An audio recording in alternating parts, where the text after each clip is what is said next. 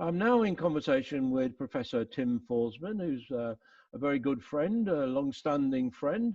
He's based in a place called Elkridge, which is near Baltimore in the United States. He's going to be moderating the session on the webinar next week on planet Earth after COVID-19. And I wanted to give Tim a chance to say a little bit about his background, his career, and his passion. So, Tim, you were telling me a few minutes ago about how you got into this with Jacques Cousteau. Yes, So, indeed. yeah. Thank you, So, David. Go ahead. yeah. So, tell me how that led into your career. What followed on from being with the great Jacques Cousteau? Well, as a young Boy Scout, I had been immersed in nature, learning the ways of woodcraft and how to live in the environment. And when Jacques Cousteau came, all of a sudden he provided a compass for my career because I knew that I wanted to be a scientist and explorer like he was. So that helped give me the direction by which all the other decisions I made along my career were influenced, including and up to when I was drafted in the U.S. military, I became a Navy underwater swimmer, a frogman, which I felt was honoring the tradition of Jacques Cousteau, using his scuba tank, which he invented, and having great adventures in the high seas. But after the military, I wanted to pursue a degree in oceanography with my GI Bill. That's the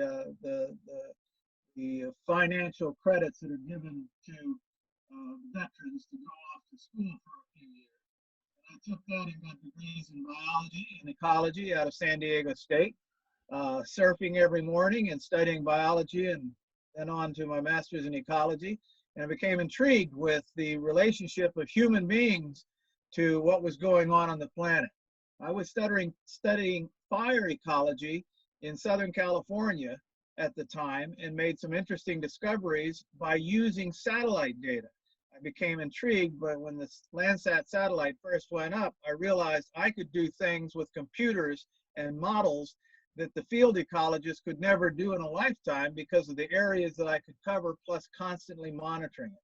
So I began using spatial technologies and was befriended by people in NASA as a result of my entrepreneurial spirit of using that, and even formed a company with 3 other graduate students called Ecographics that was helping people understand how they could use computers, what we call now geographic information systems and remote sensing, in the decisions about land use management, and protecting the environment. So that became a central theme of mine, and I continued with that into becoming the first research ecologist for the U.S. Navy, U.S. Department of Defense.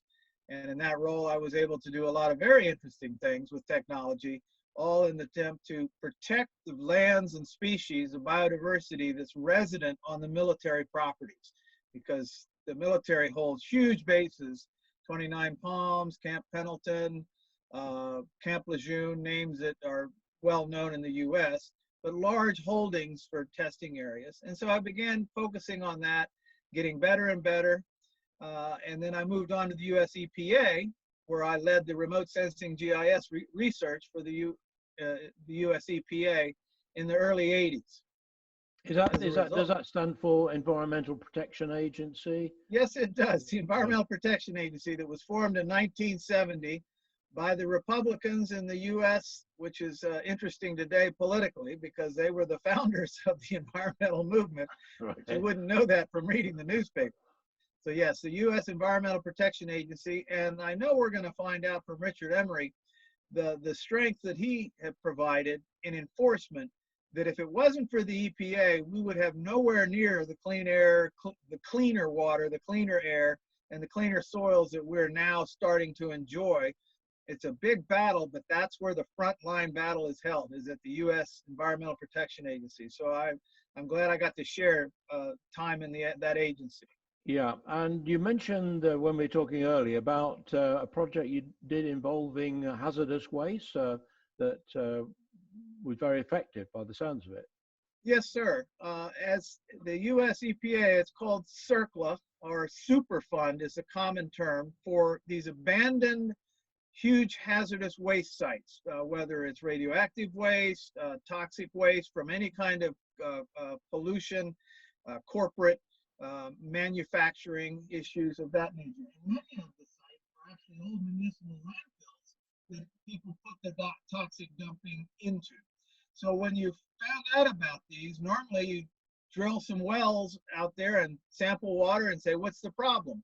Well, I knew that that was going to be not the most effective way. So I applied what we call geographic information systems, put spatial intelligence into the whole process, mapping the area using satellite data, historic aerial photography, and I began running the models backwards. So I said, if I've got a contamination now, what would happen 50 years by running the models backward? And this was innovative. No one had done this up to that point. So by running it backwards, I could find out where the pollution likely came from. So this process, which got all integrated, ended up changing the way the US EPA handles the Superfund cases even today.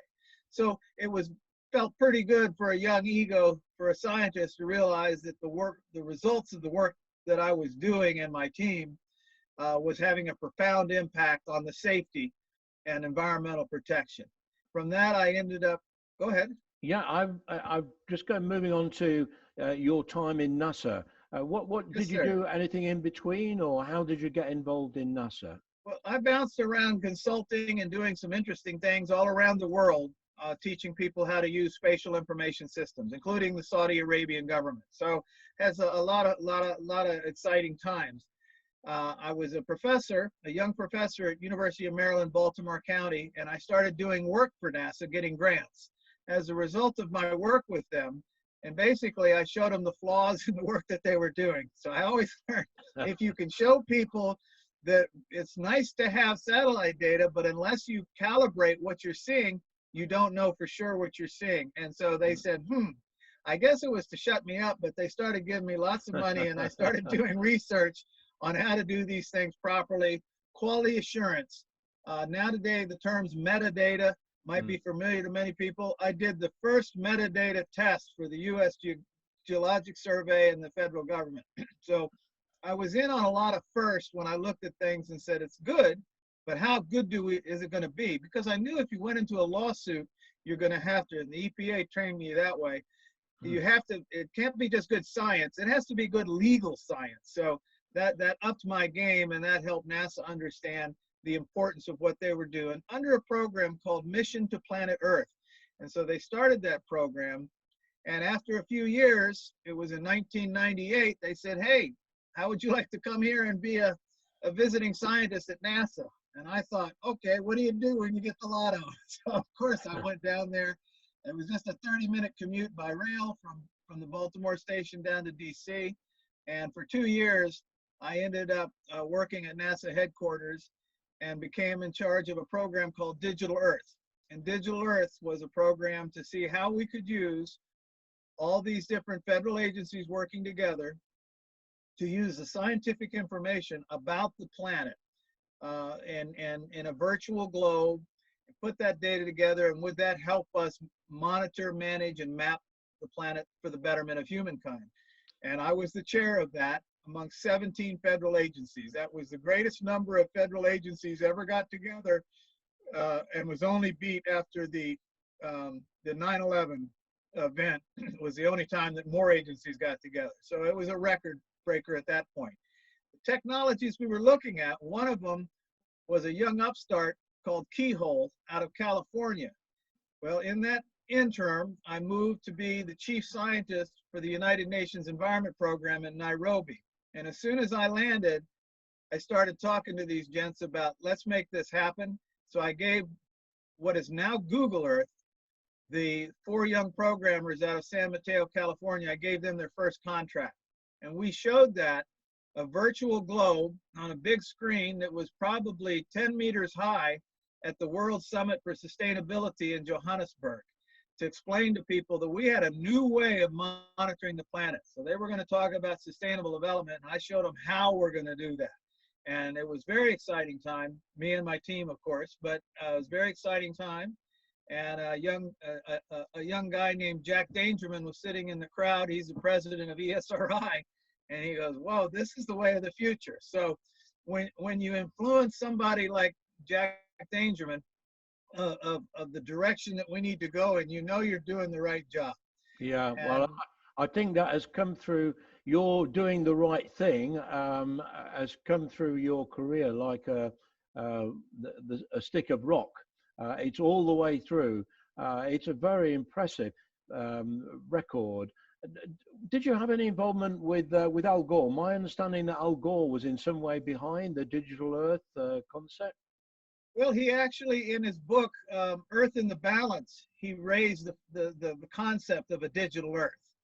And then he gave a speech in 1998, right before when I was coming to NASA headquarters. He gave a speech in California, provided that speech, and in it he talked about a digital Earth vision. And so even today, the digital Earth vision relates back to the speech that Al Gore gave. And so in essence, he was my boss in that program. And the 17 federal agencies all signed a memorandum of agreement at his desk in his office. So there was certainly a strong input of political will to do something right, although the day-to-day interactions were left up to us minions, of course. Yes. And So that how did the International Symposium for Digital Earth, did that come out of the same origins? came out directly. The Chinese are really good at copying good things, and they also looked around and realized that they have the same issues in China that we do in the US. And so they looked at that technology and said, we really should get into that program. As a result, they launched in 1999 the first symposium on Digital Earth. And they've done that, holding meetings every other year, started that program. As a result, I've been inducted as a founding member of the International Society for Digital Earth, and that's been going ever since. So there is a nice collaboration going on, groups around the planet trying to figure out how to harness this technology for the betterment of humankind and the biodiversity. And that's how we really came into contact. If I'm right, we first met in Brno, in the International Symposium for Digital Earth in 2003. Right, it was the third one. Yeah, that was the third one. And our fellow connection, Milan Konechny, was he president at that time, and was he handing over to you to be Well, he was president? certainly the secretary. He was the secretary general of the conferences. Yes. And then it went number 4. Now my brain's slipping. Oh, it went to Japan was number 4, and then I ran the 5th one out in California.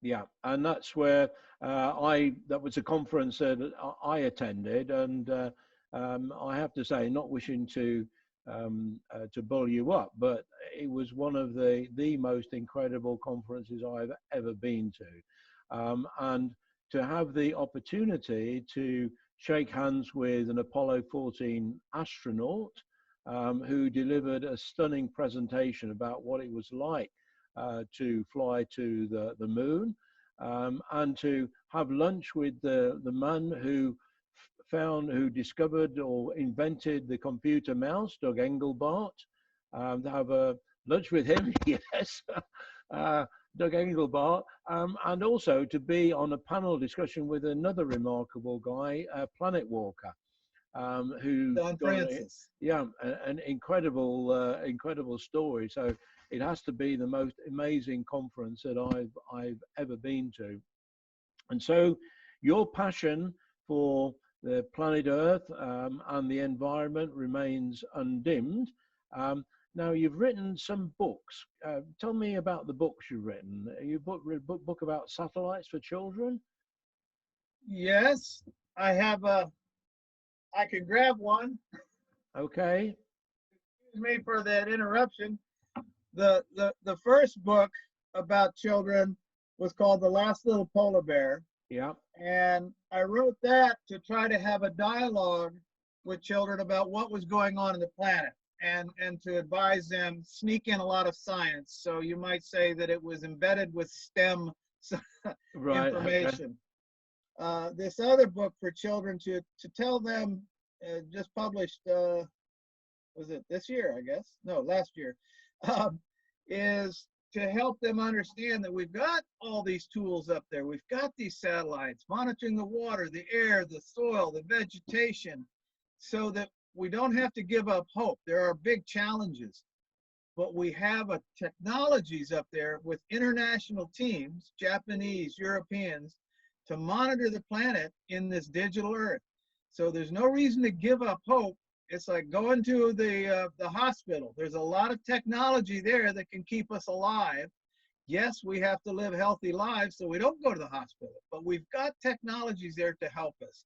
And this is what I like to leave with children. There's no reason to give up hope, because we've got an investment that was not even thought of.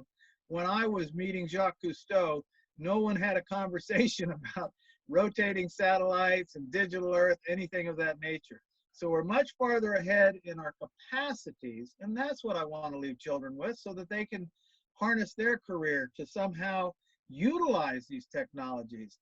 I don't know how many kids in classes are using Google Earth today, but they should start off every class with a view of the Earth and zoom down to where you are and what's going on. I mean, if we don't understand that connection, we're going to be in trouble. Just like the 1968 picture by Bill Anders of the Earth, that on Christmas Eve, that wonderful Earthrise image. We need to stay connected with that planet, and it's not just a picture; it's an information system. Yes. And it's a way for us to connect and communicate. Yes. Well, I've had the privilege of sitting in on some of your presentations to adults and children alike. And if anybody is watching this video or recording in the future, if you ever need an inspirational speaker to talk about the environment and the digital Earth, Tim Foresman is your man. He has a way of engaging adults and children alike with really good material that makes sense, but it also extremely entertaining and very well articulated.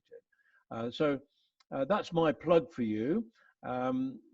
Next Wednesday, you're going to be helping to moderate the event on Planet Earth after COVID-19. One of the things that occurs to me, being in the UK in lockdown and social isolation, it seems to me that we have a unique opportunity at the moment that's almost been gifted to us by this terrible virus. We have an opportunity to have a kind of new normal existence, which doesn't inflict so much damage on ourselves and on the planet we live in. Just be interested in your views on that before we draw this interview to a close. Well, I think, David, you raise a really good point. If we're not taking advantage of this unprecedented event that has occurred, this global pandemic, if we don't think about it, then we're wasting our time using a brain. What I feel about it is it allows us now to jump for people's imaginations areas they couldn't before. They couldn't imagine highways without cars. They couldn't imagine people staying in their homes because we're all bustling consumers. So now we're sitting back and going, there is alternate ways.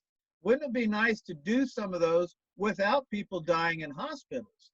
Wouldn't it be nice to slow down and think of how to do this without greed and avarice being the #1 achievement, but rather community, love of home, family, and friends and neighbors, being able to share and buy locally and do things in a different scale than they've done before. So it's showing us that it's possible.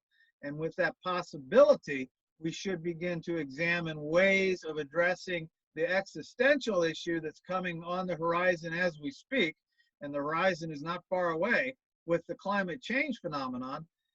So that we talk about burning koala bears in Australia and California and heat waves in Europe and floods in Europe. These are things that we need to address. And the idea that, oh, we can't do anything, that's wrong. We know we can now. That's the thing. We know it's possible. How to get there?